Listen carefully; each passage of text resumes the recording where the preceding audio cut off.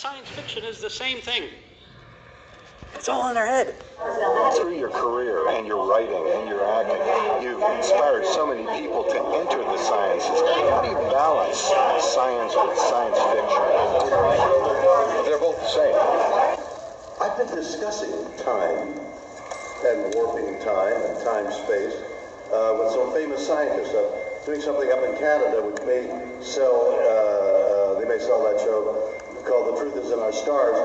And I've talked to Michio Kaku and David Suzuki, and I'm going in a couple of weeks to talk to Dr. Stephen Hawking. And I tried to get through his book, A Brief History of Time. It's not brief. And it doesn't have much to do with history.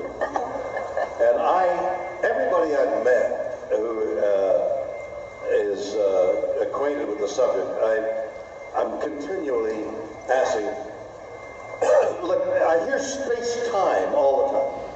You know, space-time, it's space-time.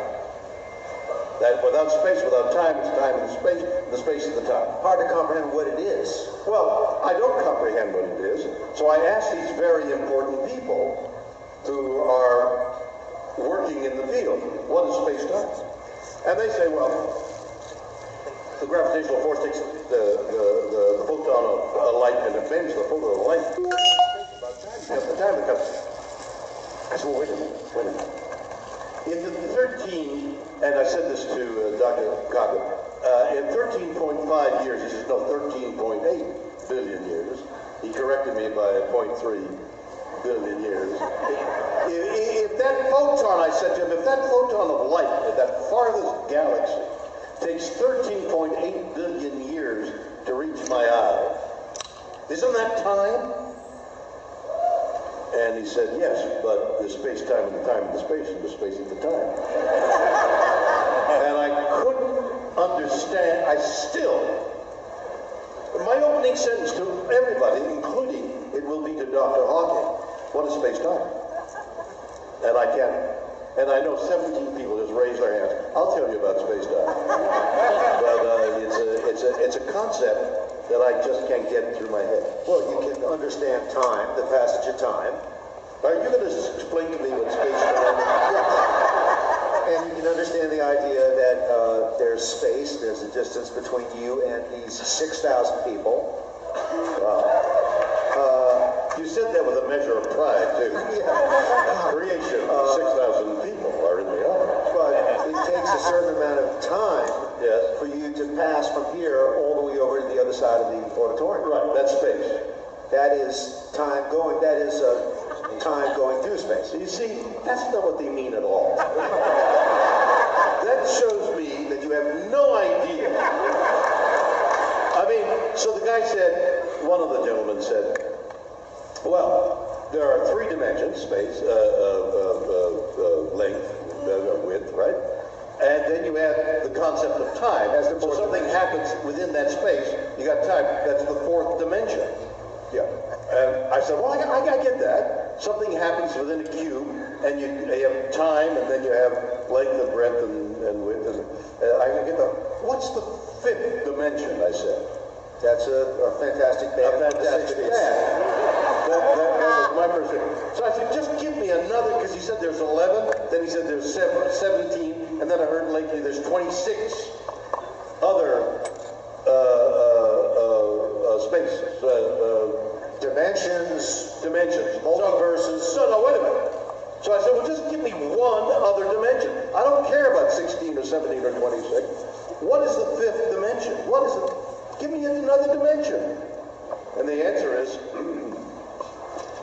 we can't conceive of that. You know, right. So that doesn't mean it doesn't exist. Well, it doesn't mean it does exist. You know, so I mean, so I said to Dr. Kaku, he said, it's in the, because he's working on string theory. You know about string theory. Yeah, and I find that he too. But we're not talking about the stuff you wrap a package about. It's vibration of some kind in a string. Okay? So I said, He said, it's like music. I said, well, I understand an orchestra with vibrating instruments. I got that. What do you play? What's your instrument? What do you do? When you get up in the morning, doctor, what do you do? And he says, it's all in my head. I think. I said, well, how do you prove what you're thinking exists? Because it's all theory. He said, well, I've got this very elegant numbers equation, yeah. Very E/B divided by 7 to 4. It's all in his head. How do you prove a black hole?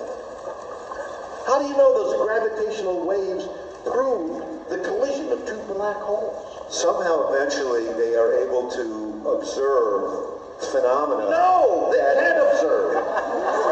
It's too far away. It's too theoretical. How do we know what they're saying is true? You know what it really is? It's all science fiction. So does that make you a skeptic?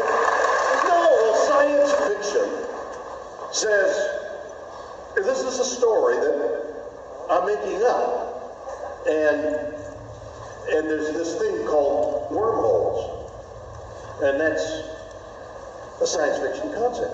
Although these scientists say there are wormholes. How do you know? The mystery of science fiction is what I'm talking about. Science and science fiction are essentially the same. Wow. That's pretty crazy. Other difficult scriptures to reconcile?